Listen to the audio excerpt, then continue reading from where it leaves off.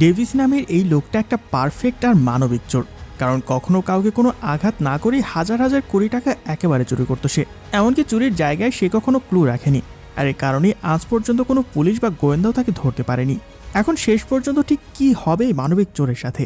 তো গল্পের শুরুতে জেমস ডেভিস নামের সেই চোরকে দেখা যায়। ডেভিস নিজের পুরো শরীর স্যানিটাইজ করে নেয়, সেই সাথে মাথার খুশকি, দুর্বল চুল সব ক্লিয়ার করে ফেলে, যাতে ক্রাইম সিনে তার বিরুদ্ধে কোনো ক্লু না পড়ে থাকে।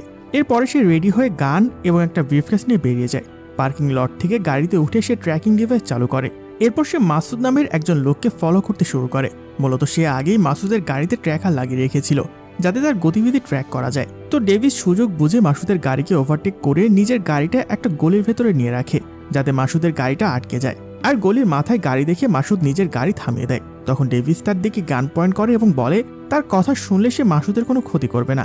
মাসুদ ভয়ে তখন হাত তুলে আত্মসমর্পণ করে। আর ডেভিস নিজের গাড়ির ডিগি খুলে মাসুদকে ভেতরে ঢুকে যেতে বলে। এরপর সে মাসুদের মোবাইল এবং সেটার পাসওয়ার্ড হাতিয়ে নেয়। ডেভিসের টার্গেট মূলত মাসুদের ওই মোবাইলটাই ছিল। আর এই মোবাইল দিয়ে সে কি করবে তা আমরা একটু পরেই জানতে পারবো। তো এদিকে দুই কাজিন বেন এবং আলীকে দেখা যায়। তারা স্যামি নামের একজনের জুয়েলারি শপে ঢুকে। স্যামি ওদেরকে কয়েকটা ডায়মন্ডের স্যাম্পল দেখিয়ে সেগুলোকে ব্রিফকেসের ভেতরে ঢুকে নিতে বলে।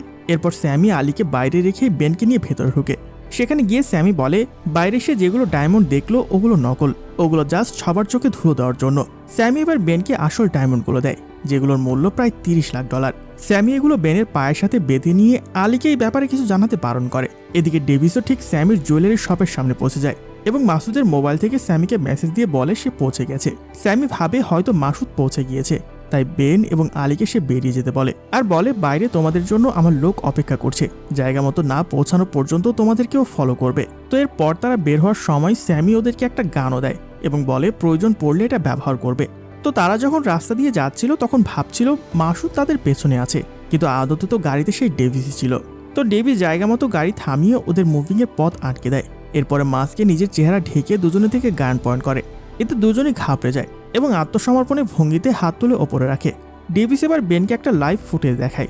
ডেভিসের এক লোকের গাড়ি বেনের বাড়ির সামনে পার্ক করে রাখা আছে। ডেভিস বেনকে থ্রেট দেয় যে সে কথা না শুনলে বেনের ফ্যামিলিকে শেষ করে দেওয়া হবে। থ্রেট দিয়ে সে বেনকে গাড়ির বাইরে নিয়ে আসে এবং ডায়মন্ডগুলো দিয়ে দিতে বলে। বেন ব্রিফকেসের কথা বললে ডেভিস বলে সে জানে ওগুলো ফেক ডায়মন্ড, সে আসল ডায়মন্ডগুলো বের করে দিতে বলে। তখন বাধ্য হয়ে বেন মোজার ভেতরে লুকানো ডায়মন্ডগুলো বের করে দেয়। ডেভিস ডায়মন্ড নিয়ে গাড়িতে উঠলেই আলী আরেকটা লুকানো গান থেকে গুলি চালায়, যদিও গুলিতে জাস্ট গাড়ির গ্লাসটাই উড়ে যায়। আর ডেভিসের গায়ে সৌভাগ্যবশত গুলিটা লাগে না। ডেভিসের উচিত ছিল পাল্টা আক্রমণ করা, তবে সে ভায়োলেন্স পছন্দ করে না, তাই গাড়ি নিয়ে সেখান থেকে পালিয়ে যায়। যদিও বেশ কিছুক্ষণ আলী তাকে তাড়া করে, তবে শেষ পর্যন্ত ডেভিস একটা পার্কিং লটে ঢুকে পড়ে। এরপরে গাড়িটা ঢেকে ফেলে এবং আগে থেকে পার্ক করা আরেকটা গাড়ি নিয়ে সে সেফলি পালিয়ে যায়। এরপরে ডায়মন্ড চুরির তদন্ত করতে যায় ডিটেকটিভ লু এবং টিলম্যান। তারা আলী এবং বেনকে জিজ্ঞাসাবাদ করে জানতে পারে যে চোর আগে থেকে ওদের সব ডিটেলস জানত। লু এবং টিলম্যান তেমন কোনো ক্লু না পেয়ে এবং চোর কোনো ভায়োলেন্স করেনি শুনে বুঝে যায় এটা সেই চোর যাকে তারা অনেকদিন ধরে গ্রেপ্তারের চেষ্টা করছে। এখন পর্যন্ত সে অনেকগুলো চুরি করেছে, কিন্তু কখনোই কাউকে শারীরিক ক্ষতি করেনি। আবার সে কোনো চুরিতেও ট্রেস রেখে যায়নি, যার মাধ্যমে তাকে ডিটেক্ট করা যায়। এদিকে ডেভিসকে দেখা যায় সে অ্যাপার্টমেন্টে ফিরে ডায়মন্ডগুলো একটা কফি মগের ভেতরে রাখে। এই সময় সে খেয়াল করে তার মাথায় সামান্য রক্ত লেগে আছে। ডেভিস দ্রুত মাস্ক চেক করে দেখে সেখানেও রক্ত লেগে আছে। মূলত আলী গুলি চালানোর পরে গ্লাস ভেঙে গিয়েছিল, আর সেই গ্লাসের কোনো টুকরোতেই তার আঘাত লেগেছিল। মাস্ক পরে থাকায় রক্ত ঝরেছে এটা সে বুঝতে পারেনি। ব্যাপারটা নিয়ে ডেভিস একটু আপসেট ছিল, না জানি সামান্য ক্লুয়ের জন্যই না সে ধরা পড়ে যায়। এরপর ডেভিস মানি নামের এক লোকের সাথে দেখা করে এবং তার আশঙ্কার কথা তাকে জানায়। মানি মূলত ডেভিসের চোরাই মালের ক্রেতা। মানি ডেভিসকে আরেকটা চুরির ব্যাপারে ইনফরমেশন দেয়। এই চুরিটা করতে পারলে তারা অনেক টাকা কামাতে পারবে, কিন্তু ডেভিস তেমন কোনো আগ্রহ পাচ্ছিল না, কারণ চুরিটা দিনের বেলায় করা লাগবে, যেটা অত্যন্ত রিস্কি। তবে মানি তাকে কনভিন্স করে যে চুরির আগেই চোরার মালের জন্য ক্লায়েন্ট রেডি আছে। যাই হোক, ডেভিস চলে যাওয়ার আগে মানির সামনে থাকা কফি মগের সাথেই নিজের কফি মগটা বদলে নেয়, কারণ তার মগের ভেতরে ডায়মন্ড আছে, যেটা সে মানির সাথে এক্সচেঞ্জ করে। তো ফিরে এসে ডেভিস নেক্সট চুরি প্ল্যানিং এর জন্য ইন্স্যুরেন্স কোম্পানির স্টাফদের প্রোফাইল চেক করে। এর মাঝে শেরন নামের একটি মেয়েকে সে টার্গেট করে। এরপরে ডেভিস তার হ্যাকারের সাথে দেখা করে শেরনের সোশ্যাল মিডিয়া অ্যাকাউন্টগুলো হ্যাক করে তার সমস্ত তথ্য কালেক্ট করতে বলে। এদিকে মানিকে দেখা যায় সে ওরম্যান নামের আরেক চোরের সাথে ডিল করে, কারণ সে ডেভিসকে পুরোপুরি ভরসা করতে পারছিল না। এবারের চুরিতে হতাহতের ঘটনাও ঘটতে পারে, কিন্তু ডেভিস আবার ভায়োলেন্স পছন্দ করে না, তাই মানি ওরম্যানকে আপাতত ডেভিসের উপর নজর রাখতে বলে এবং চুরির জন্য প্রিপারেশন নিতে বলে। অন্যদিকে লু এবং শেরনকে দেখা যায় ওরা একে অপরের সাথে লাস্ট চুরির কেসের ব্যাপারে কথা বলছিল। স্যামের চুরি যাওয়ার ডায়মন্ডের ইন্স্যুরেন্স করা ছিল, ডায়মন্ড চুরি হওয়ায় এখন সে ইন্স্যুরেন্স ক্লেম করতে যাচ্ছে। তবে শেরনের মনে হচ্ছে স্যামি নিজেই হয়তো চুরির মিথ্যা নাটক সাজিয়েছে, যাতে ফাঁকতালে ইন্স্যুরেন্সের টাকাগুলো বাগিয়ে নিতে পারে।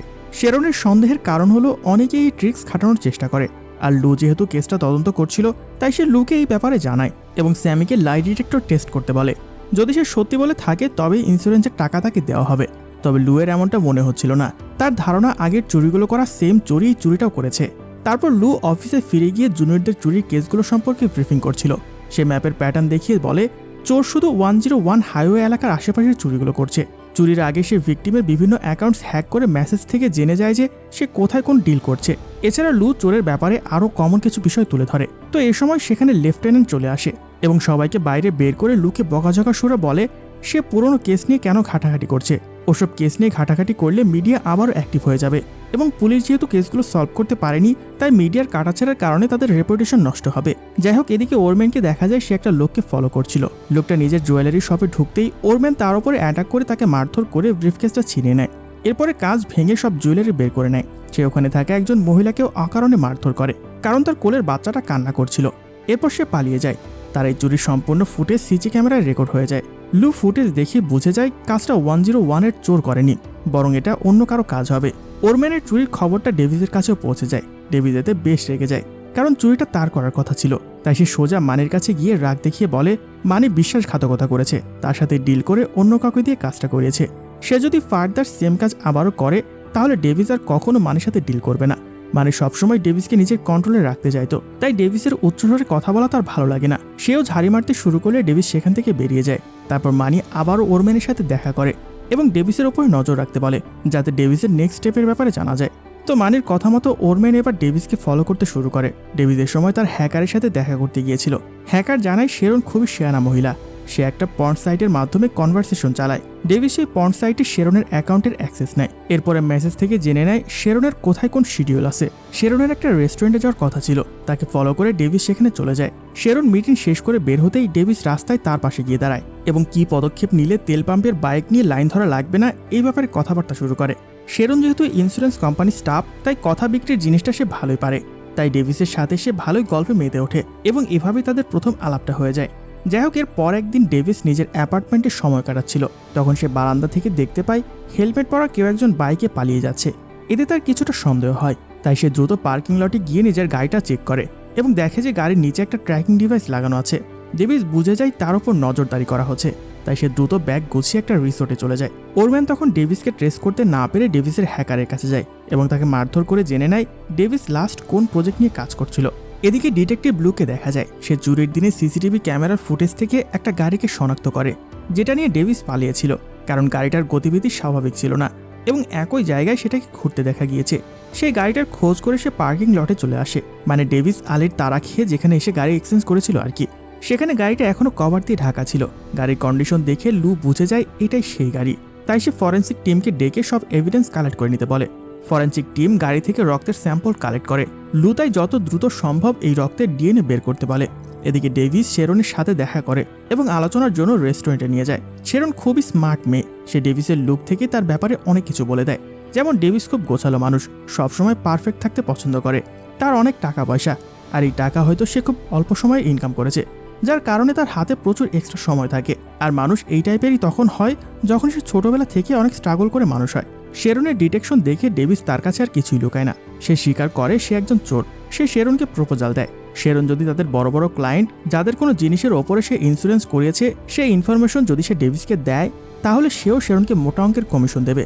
এতে শেরনের লাইফ পুরো চেঞ্জ হয়ে যাবে। কিন্তু শেরন নিজের চাকরির প্রতি সৎ ছিল, তাই সে ডেভিসের অফারটা রিজেক্ট করে দেয়।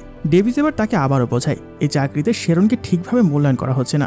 সে ইন্স্যুরেন্স কোম্পানিতে সারা জীবন কাটিয়ে দিলেও কোনো উন্নতি করতে পারবে না, তাই তার ডেভিসের সাথে হাত মেলানোটাই বেটার হবে। তবে শেরন স্পষ্ট জানিয়ে দেয় সে কাউকে ঠকায় না আর কারো ক্ষতিও সে করে না, তাই সে ডেভিসের মতো চোরের সঙ্গে হাত মেলাবে না। এই বলে শেরন চলে যায়। তবে সে চলে যাওয়ার আগে ডেভিস বলে যদি কখনো তোমার মাইন্ড চেঞ্জ হয় তাহলে ইনস্টাগ্রামে সমুদ্রের ফটো আপলোড দিও, তাহলে আমি বুঝে যাব তুমি দেখা করতে চাইছো। যাই হোক, শেরন চলে যাওয়ার পরে ডেভিস আবারও সেই বাইকটাকে দেখতে পায়, তাই সে ওরম্যানকে তাড়া করে অনেকক্ষণ দুজনের মাঝে রেস চলতে থাকে। ভরা রাস্তায় রকেটের গতিতে তারা গাড়ি চালাতে থাকে। ডেভিস বেশ কয়েকবার ওরম্যানকে ধরি করেও ধরতে পারে না। শেষ পর্যন্ত ওরম্যান একটা গাড়ির সাথে ধাক্কা খেয়ে বাইক থেকে পড়ে যায়। এরপর সে ন্যাংরাতে পাশের একটা সুপার শপে ঢুকে পড়ে। ডেভিসও তাকে পিছু করে সেই সুপার শপে ঢুকে এবং তাকে ধরে ফেলে। ডেভিস তাকে বেশ কয়েকটা ঘুষি মারে এবং জিজ্ঞেস করে সে কার হয়ে কাজ করে। তবে ওরম্যান কোনো উত্তর দেয় না।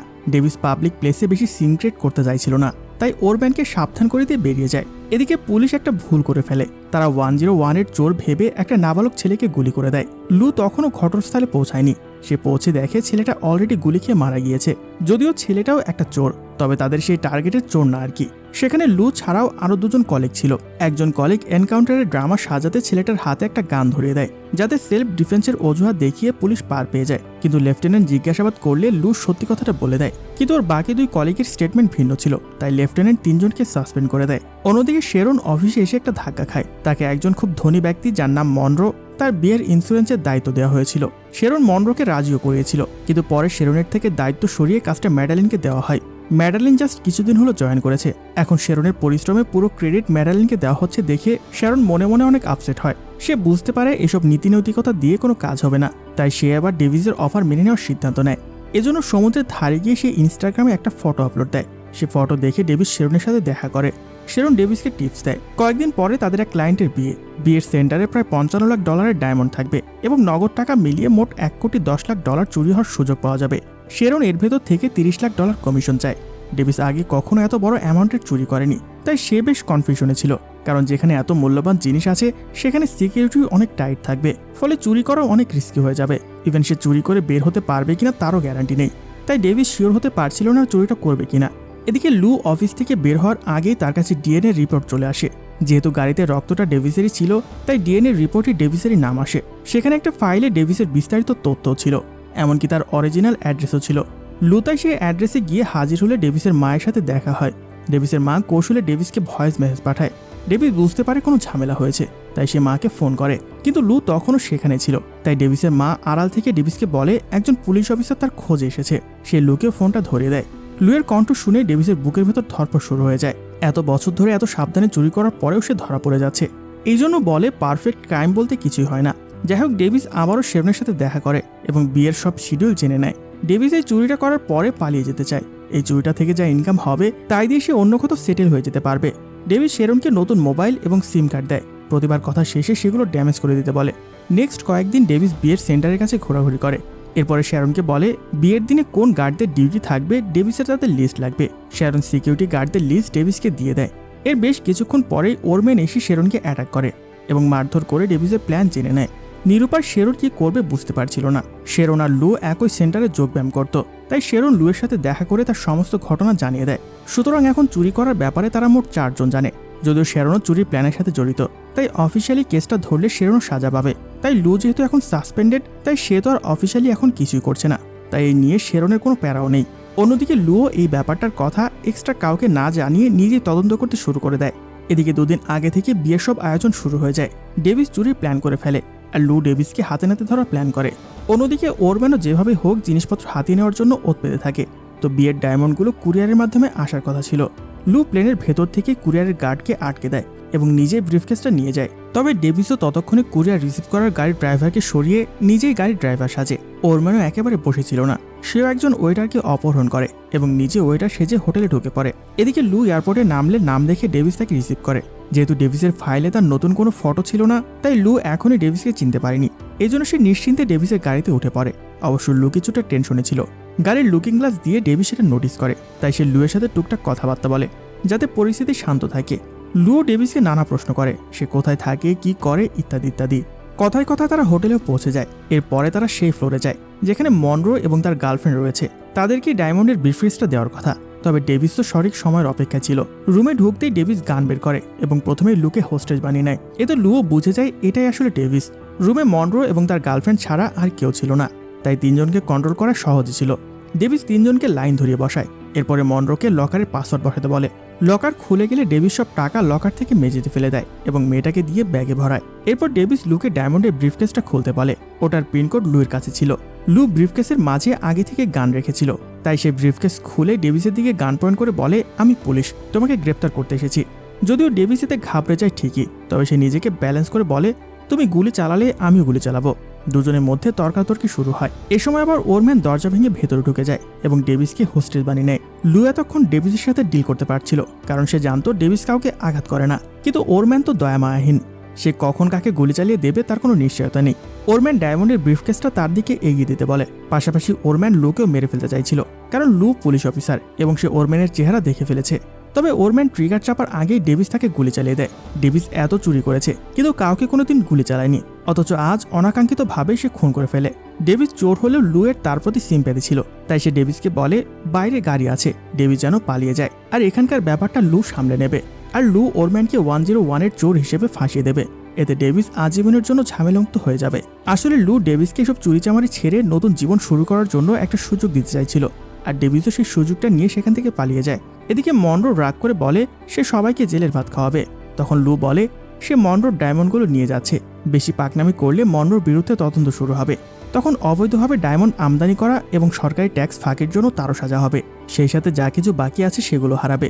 তো এই হুমকি শুনে মনরো একদম চুপ হয়ে যায়। যাই হোক, এরপর সবকিছু স্বাভাবিক হয়ে যায়। আমরা লুকে দেখি সে মনরোর অ্যাপার্টমেন্ট থেকে ডায়মন্ড উদ্ধার করে এনেছে।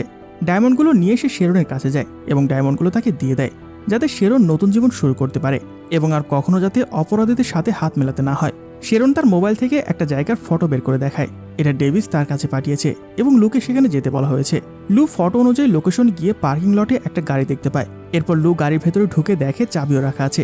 আসলে লুয়ের গাড়িটা পুরনো হয়ে গিয়েছিল, তাই কৃতজ্ঞতার স্বরূপ ডেভিস নিজের প্রিয় গাড়িটা লুকে গিফট করে দিয়েছে। অন্যদিকে দেখা যায় ডেভিস তার গার্লফ্রেন্ড মায়ার কাছেও একটা খাম পাঠিয়েছে। ডেভিস নিজের আসল পরিচয় কখনো কাউকে দেয়নি, তাই শহর ছেড়ে চলে যাওয়ার সময় সে মায়ের কাছে তার একটা ফ্যামিলি ফটো দিয়ে গিয়েছে। এরপর সব পিছুটান ফেলে ডেভিস নতুন জীবনের উদ্দেশ্যে যাত্রা শুরু করে। সেই সাথে মুভিটাও এখানে শেষ হয়ে যায়। তো মুভিটা থেকে কি বুঝলেন? আজ হোক কিংবা কাল অপরাধীকে কিন্তু ধরা পড়তে হবে। আশা করছি আমার চ্যানেলের দর্শকরা কেউ কখনো এসব খারাপ কাজে জড়াবেন না। তো দেখা হচ্ছে পরবর্তী ভিডিওতে, ততক্ষণ পর্যন্ত সবাই ভালো থাকবেন। আল্লাহ হাফেজ।